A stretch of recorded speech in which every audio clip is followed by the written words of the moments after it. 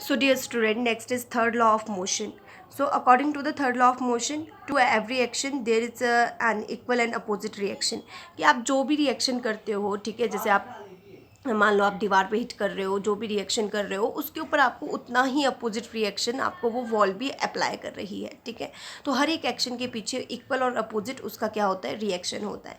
So to every action there is equal and opposite reaction. Example, a ball rebound after striking against the floor, कि जब हम floor में ball को bounce करते हैं तो आपका क्या होता है कि सारा का सारा बॉल जो है आपका बाउंस करता है, ठीक है। तो when a ball strike against the floor in the motion, the floor exert the equal and opposite force. जो फ्लोर है वो भी इक्वल और अपोजिट फोर्स अप्लाई कर रही है। Due to this the ball rebounds, इसकी वजह से आपका बॉल क्या करेगा, रीबाउंस करेगा।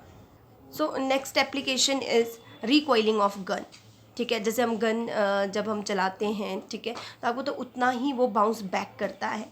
So when a bullet is fire from a gun, ठीक है, जब बुलेट फायर होता है गन से तो क्या है, force is exerted on the bullet, bullet के ऊपर आपका क्या होता है, फोर्स एक्सर्ट होता है। So when a bullet is fired from a gun, ठीक है, जब गन से आपका बुलेट क्या कहता है, फायर करता है, fire from a gun, force is exerted on the bullet, bullet के ऊपर आपका फोर्स एक्सर्ट होता है बाय अ स्प्रिंग, ठीक है, एक स्प्रिंग से इन the gun, and the bullet accelerated in the forward direction, और जो बुलेट है वो फॉरवर्ड डायरेक्शन में एक्सेलरेट करता है, ठीक है। As a result gun accelerates in the backward direction, और जो गन है वो आपका बैकवर्ड डायरेक्शन में एक्सेलरेट करता है। सो रिकॉइलिंग ऑफ गन इसमें क्या है कि when a bullet is fired from a gun, जब हम बुलेट को फायर करते हैं गन से, ठीक है, force is exerted on the bullet, bullet के ऊपर फोर्स एक्सर्ट होता है by a spring in the gun, and the bullet accelerate in the forward direction, और जो बुलेट है वो आपका फॉरवर्ड डायरेक्शन में एक्सेलरेट करता है। As a result gun accelerates in the backward direction, और जो गन है वो बैकवर्ड डायरेक्शन में एक्सेलरेट करेगा। थर्ड एप्लीकेशन है इसका, motion of the rocket and the jet aeroplanes, कि जो भी रॉकेट और जेट एरोप्लेन्स के मोशन है, ठीक है, वो भी आपके इसी प्रिंसिपल पे वर्क करते हैं।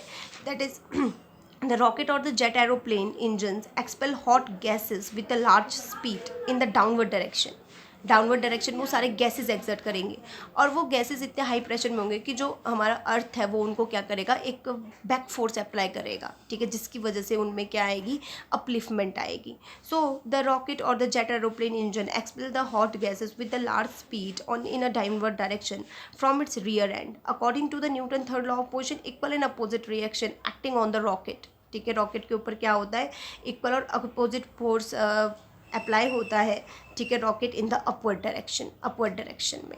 सो ये आपके सारे क्या है, थर्ड लॉ के एप्लीकेशंस है। Next is walking of a man and swimming, swimming करना, वॉकिंग करना, वो भी आपका क्या है, थर्ड लॉ के ऊपर ही वर्क कर रहा है।